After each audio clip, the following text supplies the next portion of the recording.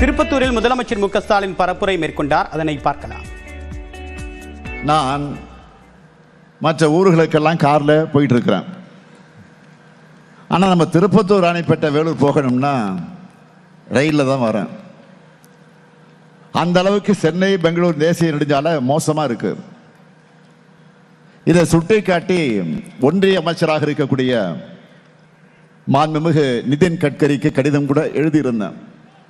பல முறை நம்முடைய அமைச்சர் வேலு அவர்கள் நேராக போய் பார்த்து சொல்லிட்டு வந்திருக்கிறாரு. ஆனால் தமிழ்நாட்டுக்கான திட்டங்கள்னா அது அலட்சியம், அவங்க சீக்கிரம் முடிக்க மாட்டாங்க. இப்படித்தான் மதுரையில் ஒரு எய்ம்ஸ் மருத்துவமனையை 10 வருஷமாக கட்டிக்கிட்டு இருக்கிறாங்க. நான் கூட கேட்டேன், அது என்ன தாஜ்மஹாலா இல்லை தஞ்சை பெரிய கோயிலா, ஏன் இவ்வளவு லேட்டுன்னு கேட்டேன். இந்த அளவில் தான் தமிழ்நாட்டு மேலையும் திருப்பத்தூர் மேலையும் அவங்க அக்கறை இருக்கு. இப்படி தமிழ்நாட்டுக்கு வஞ்சனை பண்ற பிரதமர் அவர்கள் திமுக மிக மோசமான நிர்வாகம் செய்வதாக நேற்று சோசியல் மீடியாவில் போஸ்ட் போட்டிருக்காரு, செய்தி போட்டிருக்காரு. இவங்களுக்கு இதே வேலையா போச்சு. தமிழ்நாட்டுக்கு வர அமைச்சர்கள் எல்லாரும் இப்படித்தான் எதையாவது பேசி சொந்த காசுலேயே சூனியம் வச்சுக்கிறாங்க.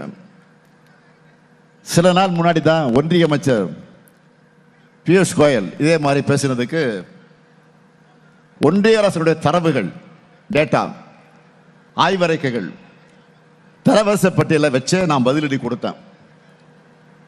தமிழ்நாட்டில் எத்தனை துறைகளில் முதலிடத்தில் இருக்கு, தமிழ்நாடு எத்தனை துறைகளில் முதலிடத்தில் இருக்கு, எத்தனை பிரிவில் எந்த மாநிலமும் எட்டி பிடிக்க முடியாத உயரத்தில் இருக்கு அப்படின்னு நான் பேசியிருந்தேன். பிரதமர் மோடி அவர்கள் அதையெல்லாம் பார்த்துட்டு அதற்கு பிறகு பேசட்டும். குறைந்தபட்சம் பட்ஜெட்டுக்கு முன்ன ஒன்றிய அரசு வெளியிட்ட பொருளாதார ஆய்வறிக்கை அதையாவது எடுத்து புரட்டி பாருங்க பிரதமர் அவர்களே. பிரதமர் அவர்களே, உங்க அறிக்கையும் பார்க்காம ஐநா போன்ற உலக அமைப்புகள் தமிழ்நாட்டுக்கு தரக்கூடிய விருதுகளையும் பார்க்காம சும்மா தேர்தலுக்காக ஒரு மாநிலத்துக்கு எதிராக எதையாவது பேசிட்டு இருக்க கூடாது. பாஜகவை சேர்ந்த மோடி அப்படி பேசினா நாங்கள் கண்டுக்க மாட்டோம். ஆனால் நாட்டினுடைய உயர் பொறுப்பில் இருக்கக்கூடிய அனைத்து மாநிலங்களுக்கும் பொதுவாக இருக்க வேண்டிய பிரதமர் இப்படி பேசக்கூடாது. அது நீங்க வகிக்கிற பதவிக்கு அழகல்ல.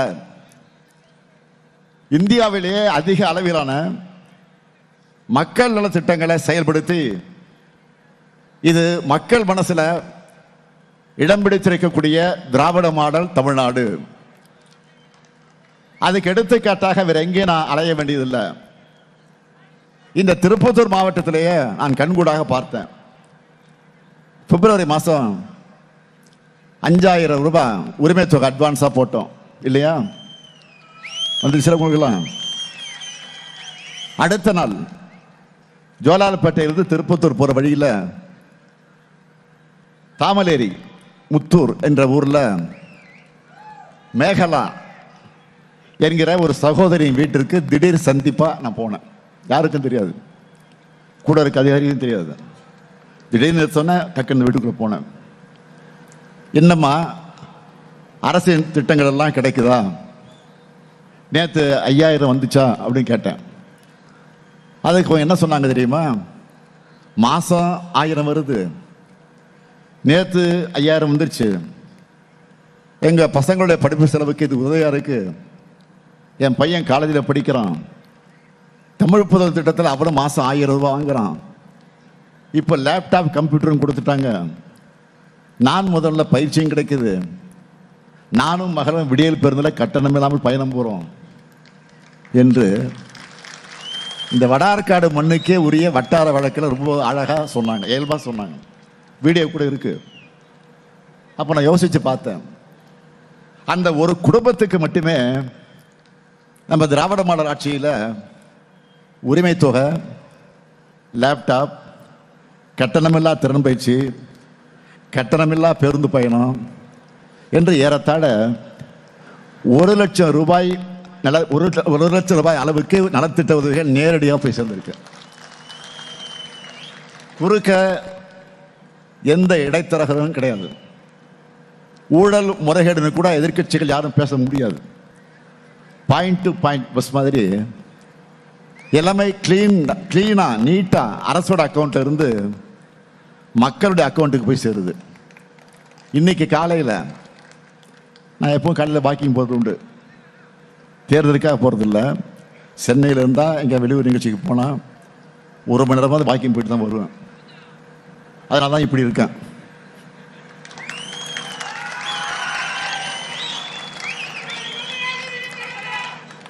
அந்த அந்த நிலையில் நான் இன்னைக்கு காலையில் கேவி குப்பத்தில் வாக்கிங் போனேன்.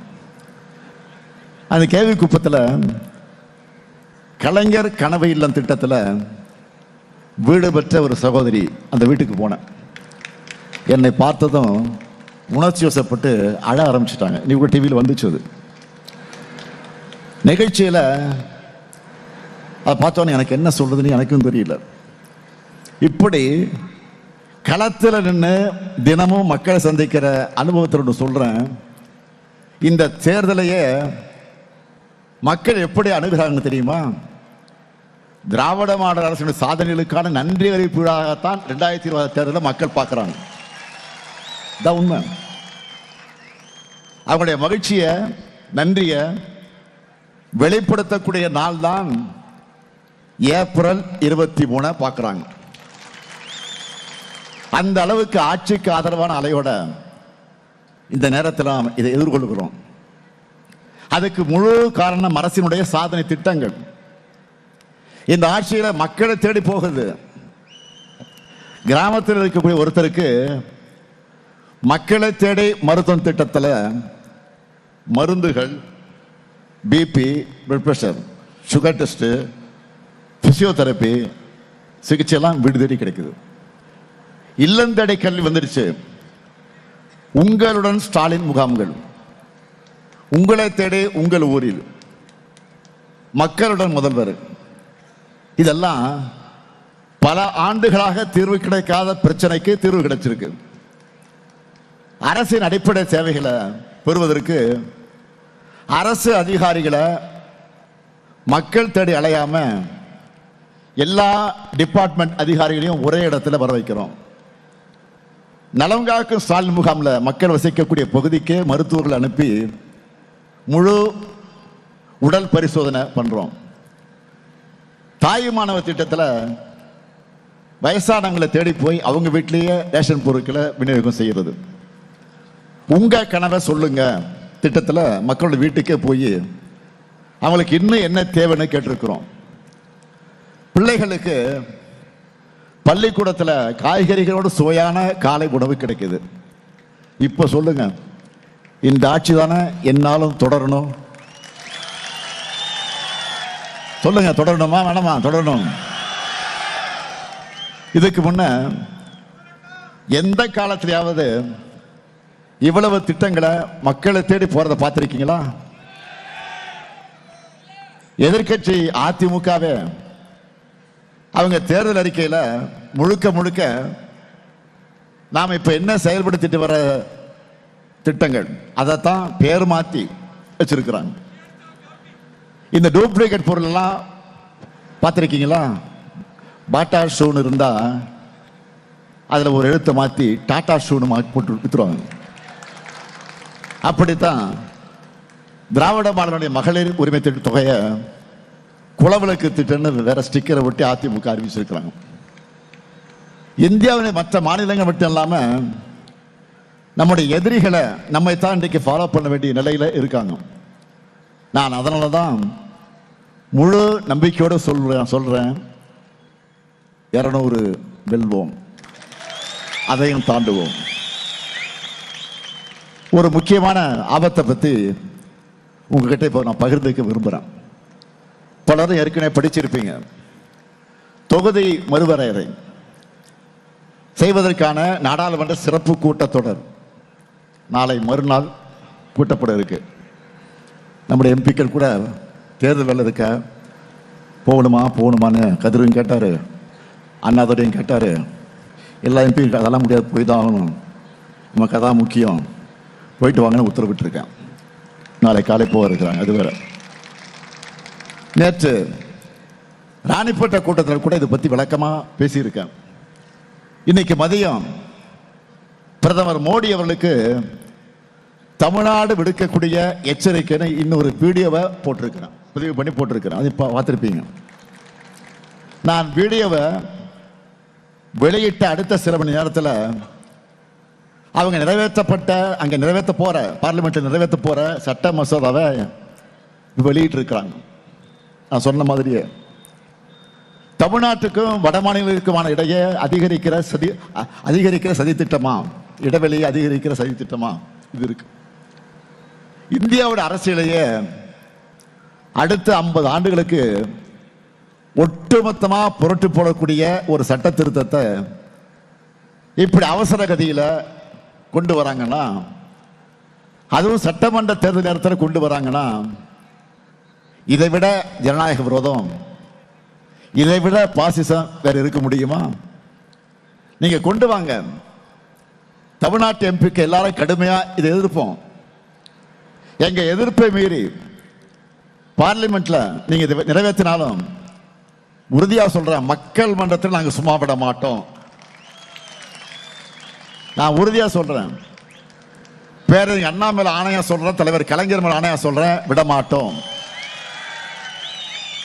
திமுகவோட இன்னொரு முகத்தை நீங்க பார்க்க வேண்டியிருக்கும். பதவி, ஆட்சி, அதிகாரம், தேர்தல் இதெல்லாமே எங்களுக்கு தோல்ல போடுற துண்டு மாதிரி தான். ஆனா மாநில உரிமை கொள்கை என்பது நாங்கள் இடுப்புல கட்டுற வேஷ்டி போல, அது எங்களுடைய உயிர் கொள்கை. டீலிமிட்டேஷனை பொறுத்தவரை ஓராண்டுக்கு முன்னாடி நாங்கள் தயாராகிட்டோம். தமிழ்நாடு மொத்தத்தையும் ஓரணியில் நான் திரட்டி காட்டுறேன். இப்படி ஒரு பேராபத்தை தமிழ்நாட்டை சூழ்ந்திருக்கு.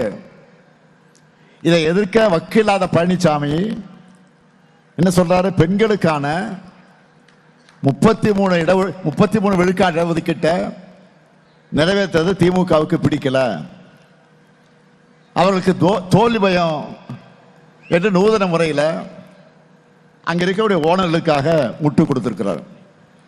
நான் கேட்கிறேன், உள்ளாட்சி அமைப்புகள்ல மேயர், நகரமன்ற தலைவர், கவுன்சிலர்னு அனைத்து நிலையிலையும் 1996ஆம் ஆண்டே பெண்களுக்கு 33 விழுக்காடு இடஒதுக்கீட்டை வழங்கினவர் நம்முடைய தலைவர் கலைஞர். இப்போ நகர்ப்புற உள்ளாட்சிகள்ல பெண்களுக்கு 50 விழுக்காடு இடஒதுக்கீடு வழங்கி தமிழ்நாட்டில் ஆண்களை விட பெண் மேயர்கள் அதிகம் என்ற நிலையை உருவாக்குனதும் முத்துவேல் கருணாநிதி தலைமையில் நடைபெறக்கூடிய திராவிட மாடல் அரசு தான்.